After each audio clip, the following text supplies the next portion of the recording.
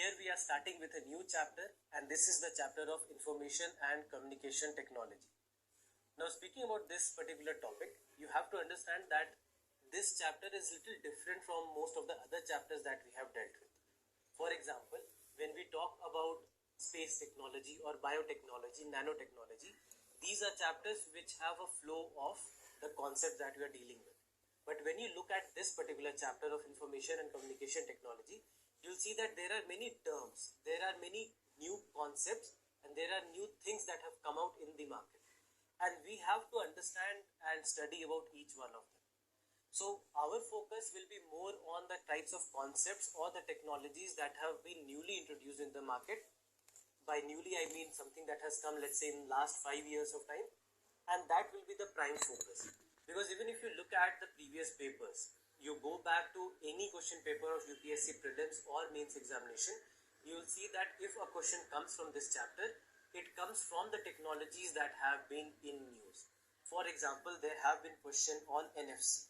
Apart from that, we have seen that there have been questions on Li-Fi that have been asked at the time when Li-Fi was in news. So you will see that the kinds of questions that are asked are more or less based on the current affairs, but it's not only current affairs of maybe last 4 months, 5 months or 6 months of time, but rather kinds of technologies that have been in news for quite some time. So this is how we will also deal with this chapter. What we'll do is, first we'll start with the basics. We'll try to understand what a computer means. We'll look into the details of computers, the history of computers, what is the meaning of internet, etc.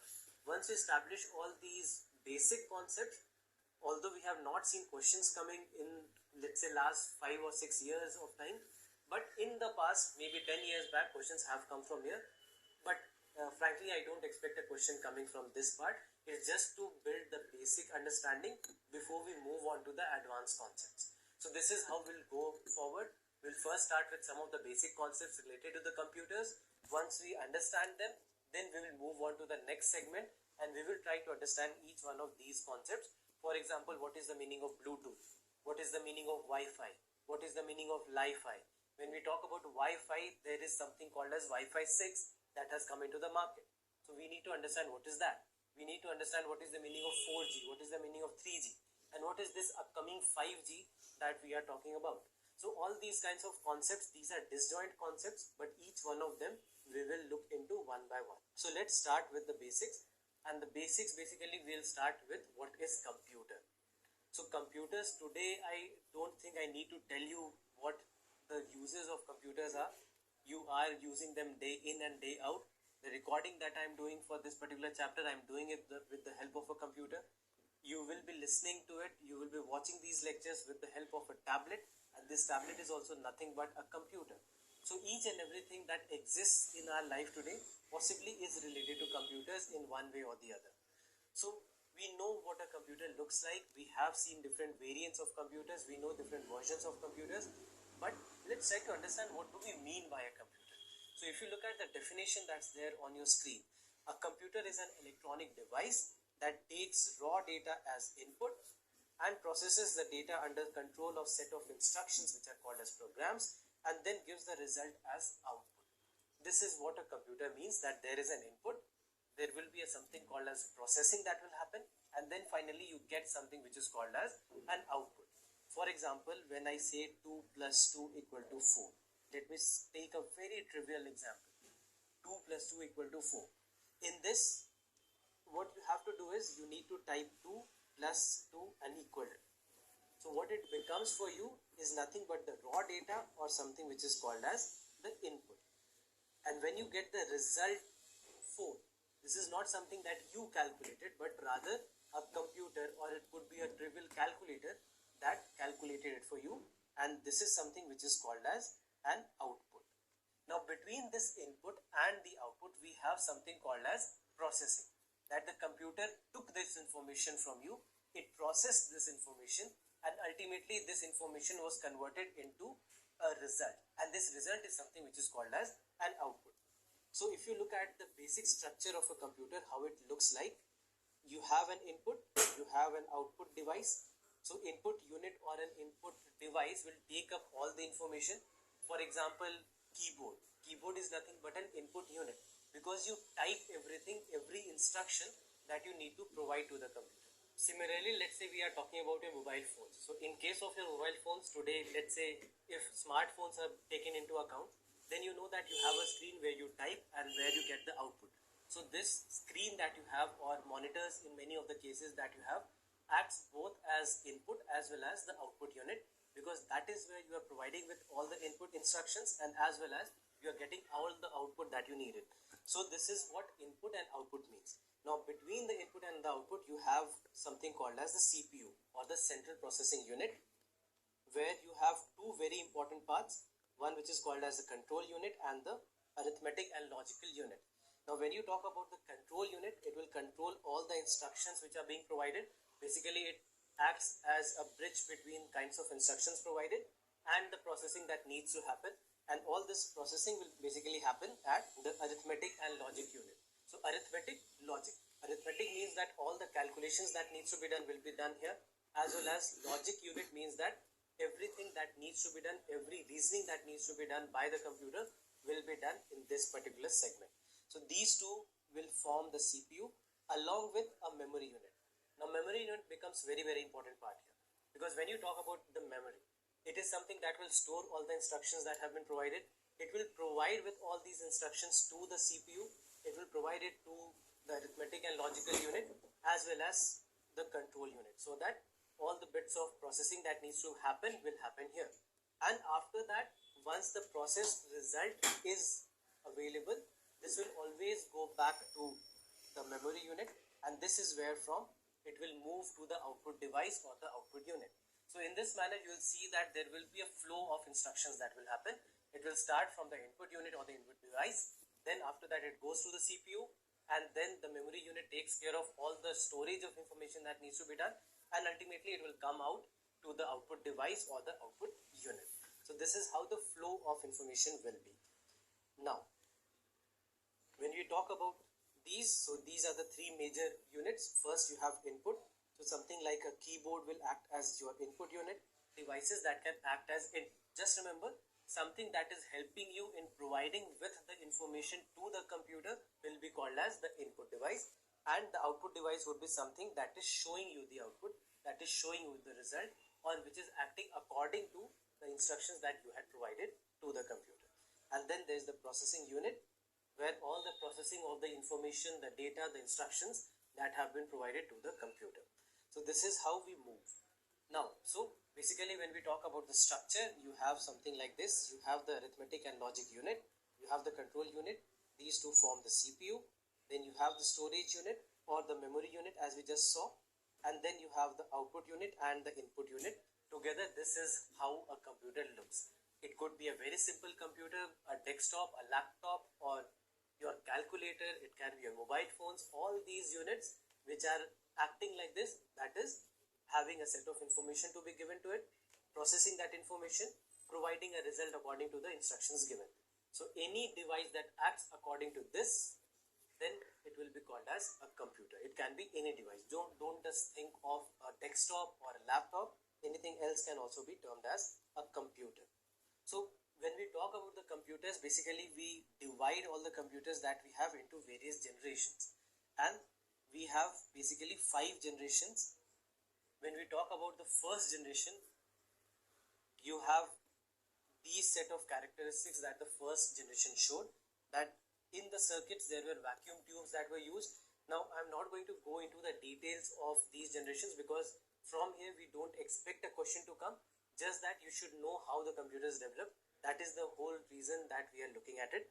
If at all they have to ask, they can just ask a simple characteristic of one of the generations of the computers, and then they can give you the options that these characteristics that they talked about, what generation do they belong to. But a question coming from here is highly unlikely. Just for the sake of information, before we move to the advanced concept, you should know this. So in the circuits we were using vacuum tubes. The computers were very large in size. These computers used to be kept in a room. They used to occupy an entire room. Then huge amount of electricity, a lot of circuitry, so that's why produce a lot of heat because of electricity. They were very less reliable. The data that they could store, the data that they could process were very less, and that's why they were not the ideal computers as you think of the computers of today. So some examples that we have is ENIAC, EDSAC, EDVAC and UNIVAC. First generation started 1940 and up to 1956. All the computers that were developed, we term them as first generation computers. Then after that you have the second generation computers. Now you had transistors in the circuit instead of vacuum tubes. The sizes were smaller as compared to the first generation, but still not small enough. The amount of electricity that they consumed was smaller now, still not small enough. And then Atlas, ICL 1901, etc. Then you have the third generation 1963 to 1972. Now you had the integrated circuits instead of the transistors or the vacuum tubes. After this, now the sizes were reduced a lot. The amount of electricity being used was significantly lowered. The heat generation was significantly lowered. And when you talk about them, they were much faster as compared to the first or the second generation computers.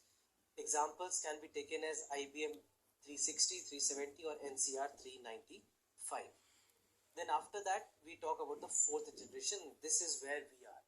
So fourth generation computers started in 1973 and anything that we are using until today is the fourth generation computers. What is the difference that came in? Now we had LSI and VLSI technologies. Apart from that, the microprocessors being used now. So LSI and VLSI basically stand for very large scale integration. So this is a new kind of circuitry that was developed, and once this circuit was being used, after this we saw that there was significant reduction in the sizes of these computers. Now today, if you go back to the desktops that were being used in 1990s or early 2000s or even before that, they used to look very different from today. Today you have laptops which are very small in size, very lightweight, don't occupy a lot of space, but if you compare them to what we had 20 to 30 years back, they were very different from today. But still, the basic circuitry that is being used is the same. We are still using VLSI, LSI technologies. Apart from that, we are making the use of microprocessors. So this is the characteristic that fourth generation computers have. So examples could be all the ones that you have been using, all the Windows PC, all the Mac PCs, all these are examples of fourth generation computers. All your mobile phones are example of fourth generation computers. So this is where we talk about the fourth generation. Then there is the fifth generation that we talk about, and that is where you make the use of artificial intelligence, neural networks, etc. This is where fifth generation computers come into the picture, because these are the ones which are able to understand and act upon the spoken words. They are able to act upon by themselves. They know how to react to a particular situation or react to a given set of instructions. You don't have to provide them with new set of instructions every time. So that's why they have been termed as the fifth generation computers. So these are, you can say, the nascent stages of the fifth generation. We have talked about artificial intelligence in a separate chapter. So anything that we speak about artificial intelligence, just remember that we discussed about weak and strong artificial intelligence. So when we talk about the weak and the strong artificial intelligence, we are at weak artificial intelligence today. So all these kind of technologies that are being made use of in the set of computers, then these computers would be called as the fifth generation computers. So one example that we can take is IBM Watson. That becomes a fifth generation computer. Now after that, if we have to talk about the types of computers, there are various ways in which we can classify them. One can be by the type, basically analog, digital or hybrid. Analog, anything that is receiving and processing analog signals, that is continuous signals. Then you have the digital ones, which are talking in terms of the binary digits, which are having instructions also given to them in the digital format instead of analog format. And then you have the hybrid computers, which are converting one set of signals to another. For example, if they are analog signals and they are converting it to a digital signal, in that case they will be called as a hybrid computer. So analog, digital and hybrid.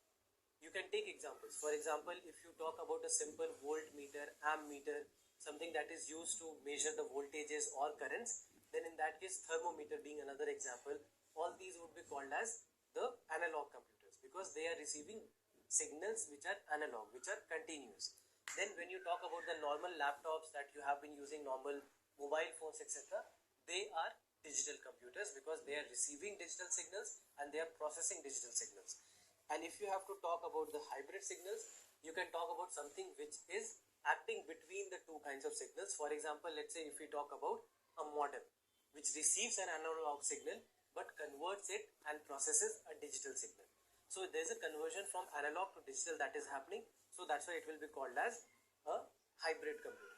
So anywhere where you have a conversion happening from one set of signals to another, you would call it as a hybrid computer. Then by size you have micro, mini, mainframe and supercomputers. We'll have a separate discussion on supercomputers, what is the meaning of it. But by size, the smallest ones, that is the ones which are being used for personal purposes like your mobile phones, your personal laptops, personal desktops, these will be called as microcomputers. When we talk about the mini computers, these are the ones which are not just meant for personal usage, which can be carried from one place to another. They have a set which is being used, and that is when mini comes into picture. Now, many times there is a gray line between mini and micro. Many a times you will see that a personal computer, a desktop can also be called as a mini computer, but when we say mini computers, we mean that these are computers which have been installed at a place and they cannot be moved from there. If it is movable, then generally we will not call it as a mini computer. Then you have the mainframe computer, which will have a set of computers working together. It will be set up in an office, on a floor, etc., where it is communicating with a large number of or a set of computers. Then you have the supercomputers, and this will be a separate discussion that we'll have later. And by purpose, there can be general purpose computers, let's say a normal laptop or a computer, mobile phone. These are general purpose computers because you can use it for various purposes. But there are purpose computers which have been designed only for one reason or the other. For example, for an ammeter, a speedometer, etc., these have been designed for a specific purpose, right? So that's why they will be called as special purpose computers. Similarly, if there are computers on a larger scale, if you speak about, which have been kept only for processing data received by the satellite, then in that case also they become a special purpose computers. So this is how we classify various kinds of computers. Now let's try to understand what is the meaning of the memory in terms of computers. Normally when we talk about computers or the memory of computer, because of the practicality and the day-to-day usage that you see, you tend to think of the storage devices that you have as the memory of the computer. For example, the hard disk space that you have on a computer memory, or external hard disk devices you have been using, the pen drives, the SD cards, etc. All these things, this is what we think as the memory of the computer, but which is not exactly true. Because when we talk about the memory of computers, there are three main types that you need to understand. One which is called as the cache memory, second which is called as the primary memory, and the third which is called as the secondary memory. So when we talk about the cache memory and the primary memory, many a times you will see that cache memory is also classified as one of the types of primary memory, but that's not true always. We'll see what is the difference between cache memory and the primary memory. So let's start with understanding what is the meaning of primary. So by primary, in simple terms, try to understand this, that if there is a kind of memory which helps you in starting the computer, on which the basic functioning of the computer depends upon, then in that case you will call it as the primary memory. There are two types of primary memory, one which is called as RAM, random access memory, and second which is called as ROM and also called as read-only memory. So what is the meaning of RAM and ROM, and what is the meaning and what is the difference between the two? Let's try to understand them first. So first of all, when we talk about the primary memory, you have RAM and you have ROM. In RAM, again, it can be classified into SRAM and DRAM. So RAM stands for random access memory, S stands for static, D stands for dynamic. Then after that you have ROM, and there are three types again. One which is called as PROM, programmable ROM, then you have EPROM, and then you have EEPROM. E stands for erasable and EE stands for electrically erasable. So these are the different types of primary memory. Now as I said that when you talk about primary memory, this is very essential to the very functioning of the computer. So first of all, you have RAM. What is RAM? It is the read-write memory, also called as the main memory or the primary memory of the computer. The program and the data that CPU requires during the execution of the program is called as the primary memory. So all the kinds of instructions that you have been giving to the computers on a real-time basis, all that gets stored at one area. We discussed that when you talk about the memory unit, all the instructions will first go to the memory unit. From there it will go to the processing unit, and then after that, after the processing of the information, it again goes back to the memory unit. So this memory unit that we were talking about, that is functioning on a real-time basis, which is helping in execution of the programs or execution of the instructions which are being provided to the computer. This is what the role of RAM or random access memory is, that it will store and process all the information, all the instruction that is being provided to the CPU. So it is also something which is volatile memory, because the data is lost when the power is turned off. The normal computers or the laptops that you have, the mobile phones that you have, you'll see that it either has just 1 GB RAM or 2 GB RAM or 4 GB RAM, etc. And that is the only memory that it has. Compare this to the secondary memory, that is the storage units that you have been using. For example, an external hard disk drive will have probably 1 TB of data, that is 1000 GBs of data. So compare that to just 2 GB, 1 GB RAM or just 512 MB RAM. So the random access memory that you have is very small, and because it occupies a very small space in the memory, it cannot process a lot of information together, and you will not be able to use computer for a very long time if you have not given some space to the computer, if you have not switched off the computer in between. Because what we are saying is that it is volatile memory. Volatile meaning that once it has been switched off, all the instructions that were saved, they will be completely erased off. And that's why RAM will again have some space to store all the instructions and process all the data that is being provided to the computer. So that's why this is called as volatile memory. Now, there are two types of RAM. One is called as static RAM and one is called as dynamic RAM. So when we talk about the static and the dynamic RAM, what they exactly mean, and when we talk about the SRAM and the DRAM, just understand the differences between the two. When you talk about DRAM, it has been constructed of tiny capacitors. It is something which is inexpensive, it is slower, and this is something that becomes the main part of the random access memory. But at the same time, you also have something called as SRAM.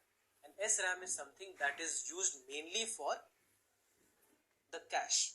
It is mainly used as the cache and also used to store the information on a real-time basis.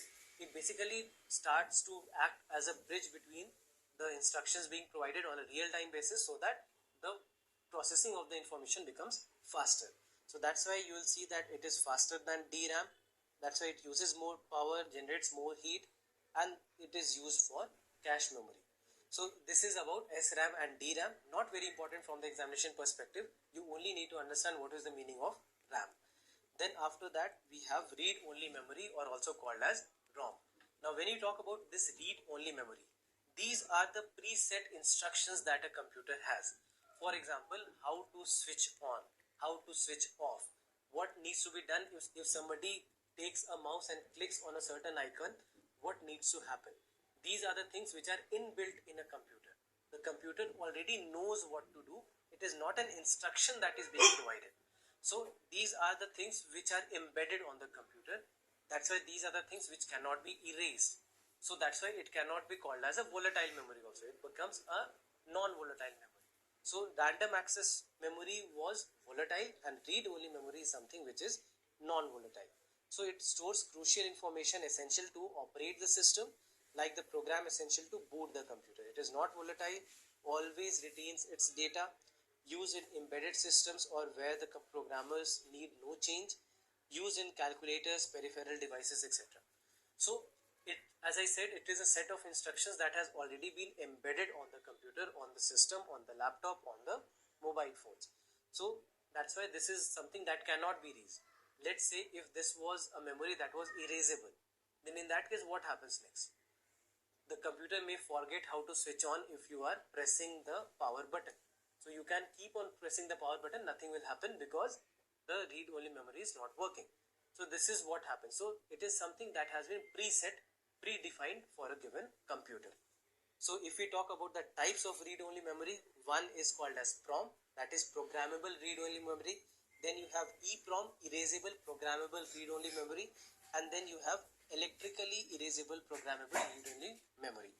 So what are these three? First of all, when you talk about PROM, it can be programmed by the user. So it can be programmed once by the user. But if you talk about erasable, then in that case it can be reprogrammed.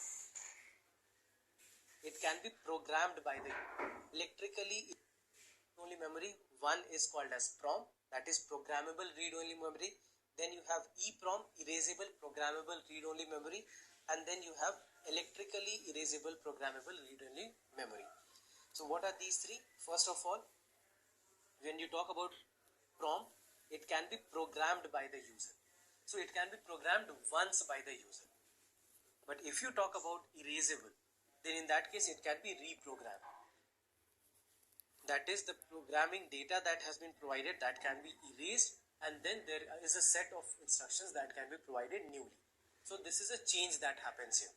Then after that you have electrically erasable programmable read-only memory. So data can be erased by applying electric field, no need of ultraviolet light. In this case it is done with the help of ultraviolet light, and in case of a PROM it cannot be done at all.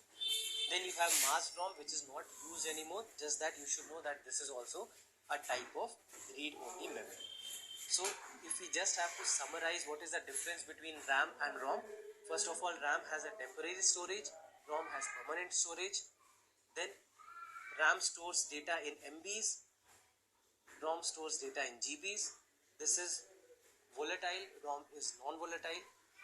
Used in normal operations, used for startup process of a computer, and then writing data is faster on RAM and writing data will be slower on ROM. So these are certain differences. Just remember that RAM is something that is being used on a real-time basis.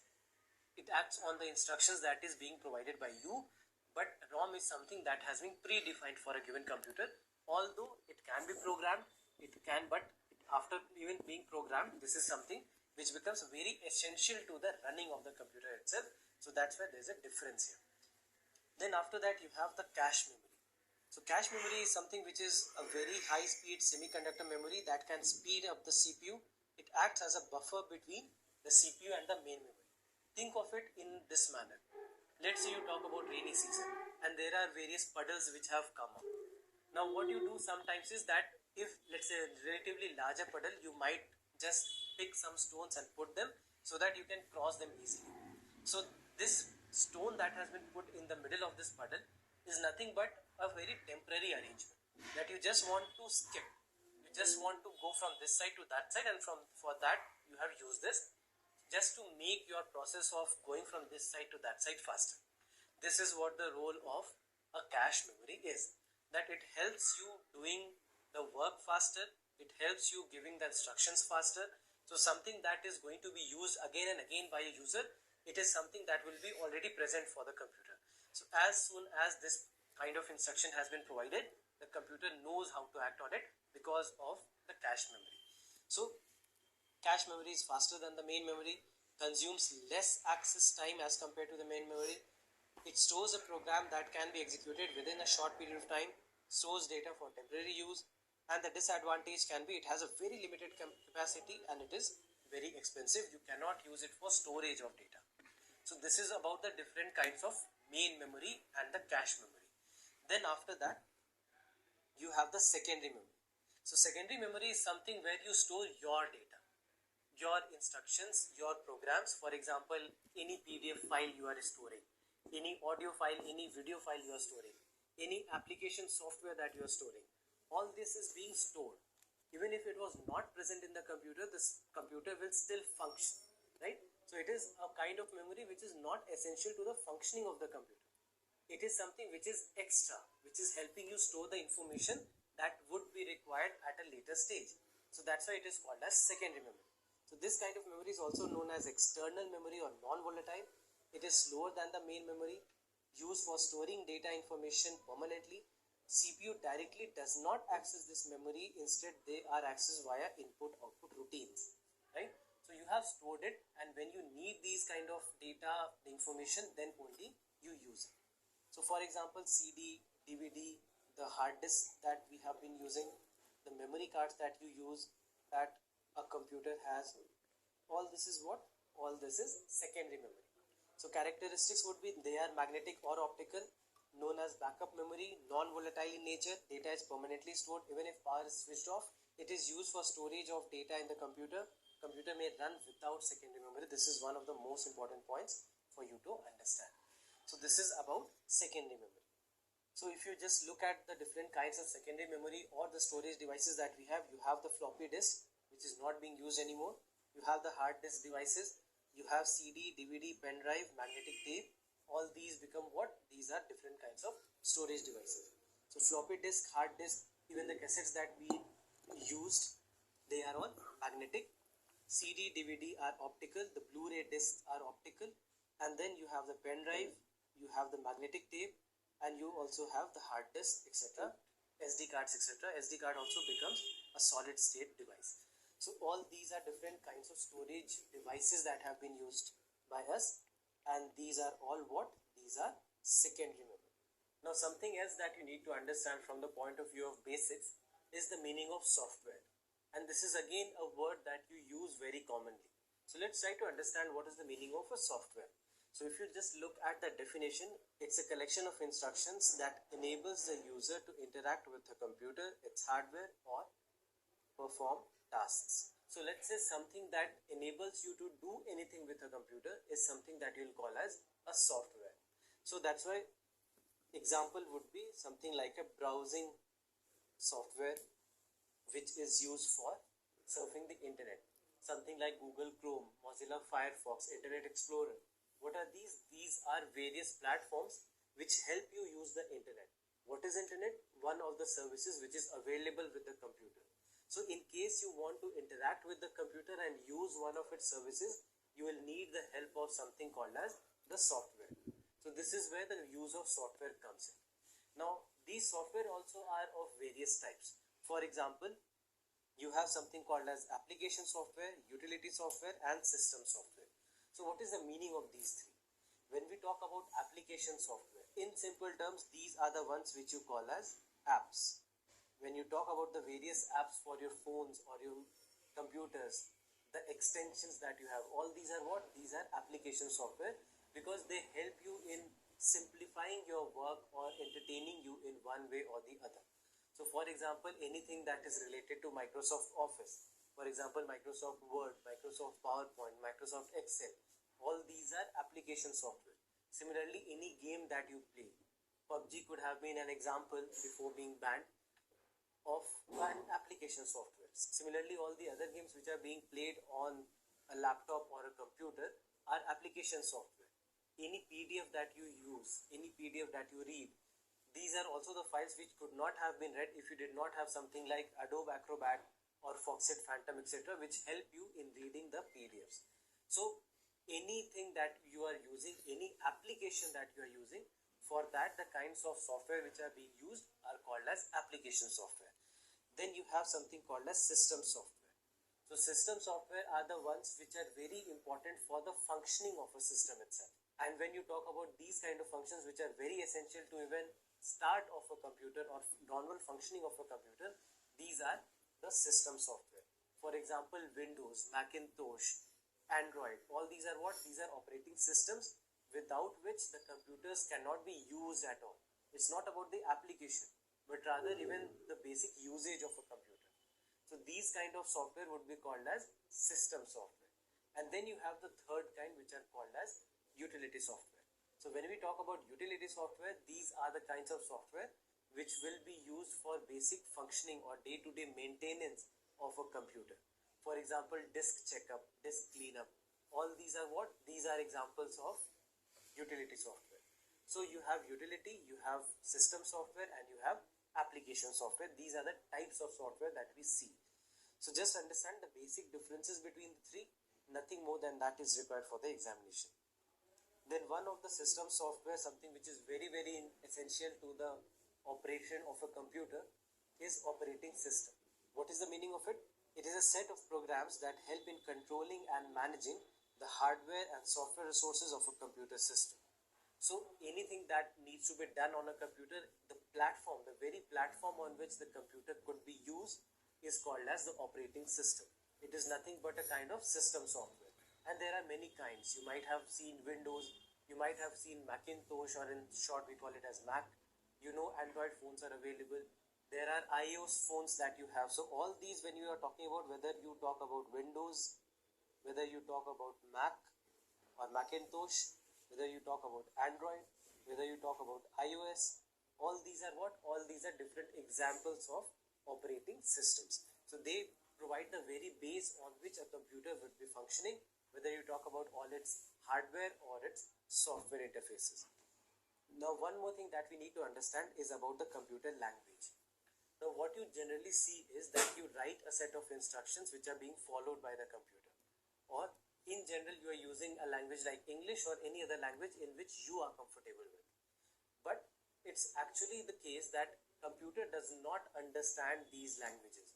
Computer does not understand English, computer does not understand Hindi or any other language that you are using. So what happens is there's a conversion that will happen, there's a translation that will happen. Because computer does not understand the language that you are using, so computer will first translate these languages into the language that the computer understands, and after that it will be able to perform all its functions. So for example, if we are writing something in English, then this is being converted to the language which is being understood by the computer, and then only it can perform its functions. And these are very different. When we talk about the language that is being used by the computer, this is very different from the day-to-day usage that we have among ourselves. So for example, what computer will follow is something which is called as, which is in terms of binary numbers. So what are binary numbers? We'll come to that. So first of all, computer languages are the languages through which user can communicate with the computer by writing program instructions. Every computer programming language contains a set of predefined words or a set of rules which are called as syntax that are used to create the instructions of a program. So if you have to give any instruction to a computer, what you do is you write a set of instructions. Now these set of instructions that you are writing right now, these are basically being written in English, but it will be converted into the computer language. And this happens with a set of rules. You follow a set of rules to write a program. So when you follow this set of rules that we are talking about, this set is called as syntax. These rules are called as syntax. So when we talk about the languages, there are three kinds of languages that we know. One which is called as low level language, one is called as medium level language, and one is the high level language. So starting with high level language, this is the one which we understand. For example, whatever you write in English as an instruction to the computer, this is high level language. This is the one which we are understanding. Now there's another set which is called as low level language, and this is in terms of binary. Now what is the meaning of binary? It means that computer can only understand anything that has been written in zeros and ones. For example, for every word, for every letter that we are using, it will be first converted into a set of zeros and ones that represent that letter, that represents that word, and then only once it has been converted into all these zeros and ones, then only the computer will be able to understand it. And this language is basically called as the low level language. So basically low level language is the language of the computer, and high level language is the language that I and you are using. Then there is a middle level language which is also called as the assembly language. So let's understand the meaning of these languages. First we have the low level language, which is the machine language, the language which is directly understood by the computer. So is the only language, mark only language which can be understood by the computer. Binary language is an example of low level language. Binary language contains only two symbols, zeros and ones, and all the instructions that are written will be converted into the sets of zeros and ones, and then only the computer understands it. Now after that you have the middle level language, or as I said, also called as assembly language. So middle level language is a computer language in which the instructions are created using symbols such as letters, digits, special characters, etc. In assembly language, we use predefined words which are called as mnemonics. So these mnemonics will be used in the instructions which are being given, and then they will be converted into low level language, and then the computer will be able to understand it. So this conversion that happens, the conversion from a middle level language to a low level language, happens with the help of something which is called as an assembler. Just remember these things directly. I don't think these can be asked in the examination, but there is an assembler which helps in converting the middle level language into the low level language, and then computer will be able to process these instructions. Now after this we have high level language. So high level language, as I said, is the language which is being used by the humans. It can be English, it can be any other language, and this is the language in which we are giving the instructions. So since we are giving the instructions in high level language, first of all this will also be converted into low level language, and here we make the use of two things, either a compiler or an interpreter. So these are the two things that will help in converting the high level language to the low level language. So what happens is, when you talk about high level language, since this is the language of usage for us, it's easier for write any instruction for the computer in this particular language, because this is the language that we understand. We don't understand the zeros and the ones. You cannot write the whole sentence in zeros and ones. You will be completely confused and you will not be able to write the instructions that you wanted to. So that's why we use high level language to write everything, and since computer doesn't understand it, we use things like compiler and interpreter to convert this language, to translate this language into the language that can be understood by the computer. So this is about the language of the computers. Now the next concept that we need to deal with is the concept of networks. Now when I say networks, this is a term that is very commonly used in terms of mobile phone connection, in terms of internet connection. We always tend to use the term network. Even in our daily lives, we use the word network for one reason or the other. In simple terms, when you try to think of the meaning of the term, you might see connections as one of the things coming into your mind. So when I say networks, it basically means connections. Now in terms of computers, this is a connection between computers. It could be just two computers, it could be just a set of computers, it could be the entire world. So for example, we have something which is very simple and very personal, and that is a peer-to-peer network. Peer-to-peer meaning a network which is being established between just two computers. Similarly, we have other kinds of networks. So in any case, when we talk about a network, we basically mean the connections between computers. We are talking about the different kinds of connections. It could be a physical connection, it could be a connection over the internet, it could be a connection using wires, it could be a connection using Bluetooth, it could be any kind of connection. But any connection between computers would be called as networks. So two or more computers that are connected with one another for the purpose of transmitting data electronically are called as networks. So there could be various kinds of networks. You have something called as local area network, metropolitan area network, wide area network, wireless networks, inter-network, or in short we call it as internet. There is also something called as PAN or personal area network. So all these are different kinds of networks that we know of. So one by one, just try to understand the meaning of it. First of all, when we say local area network, we are talking about a group of computers connected to each other in a small place, like it could be your home, it could be a school, it could be an office, but locally, meaning that within a building, or maybe in a very confined area, maybe in just two rooms. But when we talk about this kind of a network, we call it as local area network. So as you can see in this case, you have an internet connection which has connection with 4 computers. So this will be called as a local area network. Now this is a network which will be faster as compared to the other networks because it is locally connected. It's just between the computers which are very much in the vicinity. So it's very easy to establish a network like this. Then after that, you have something called as metropolitan area network. So it covers a larger area as compared to LAN or local area network. Various local area networks are connected to each other, correct? And it is larger than LAN and smaller than WAN. WAN is we'll come to it, wide area network. So in case of a metropolitan area network, you have, as you can see, a hospital LAN, a school LAN, factory LAN, college LAN, all could be connected centrally to a given local area, to a given metropolitan area network.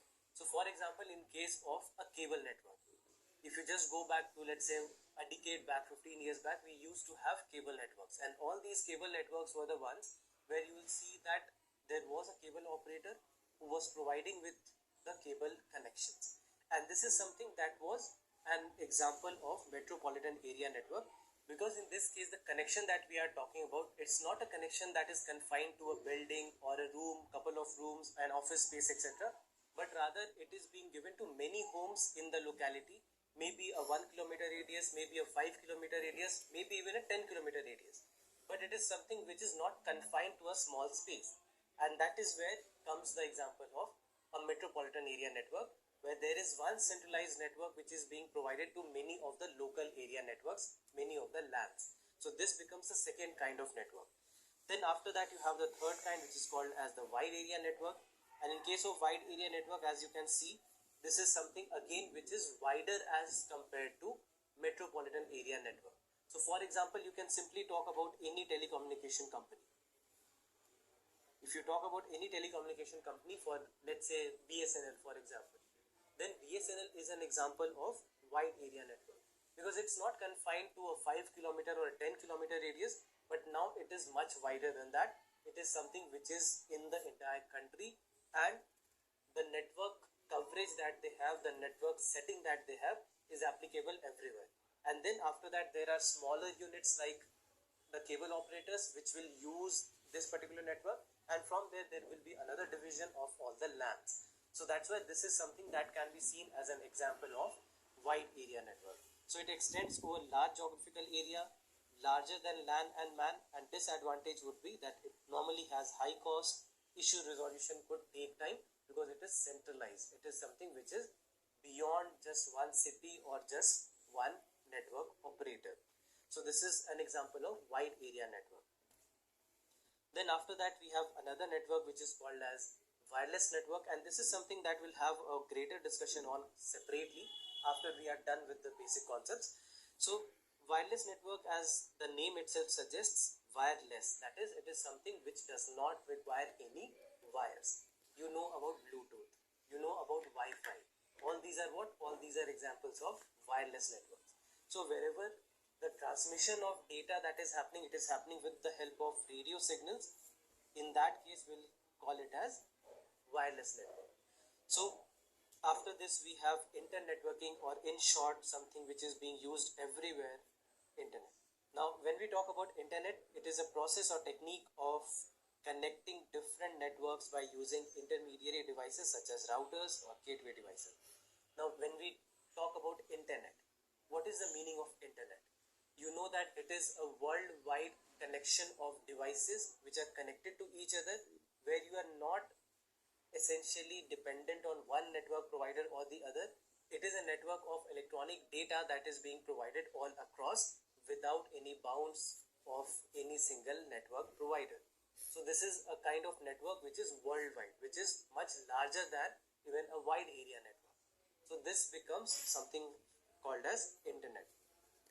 So internet is only possible when all the connected networks use the same protocol or the communication methodologies. So for example, you have something called as TCP/IP. So TCP/IP is a protocol, meaning that it is a kind of rule which is being used all across. Even if there is a network provider, let's say a BSNL or an Airtel, they will also have to stick to these kind of rules, these kind of protocols, so that this internet connection can be provided to anyone who seeks it. So that's why this is a kind of connection which is not dependent on a network provider, because if the network provider does not adhere to the protocols, they will not be able to access this internet, this network, and that's why they cannot be the provider of this network. So that's why this kind of network goes beyond any single network provider, and that's why you can say that it is much wider than any metropolitan area network or a wide area network. This is something which is called as internet networking, and internet becomes an example of the same.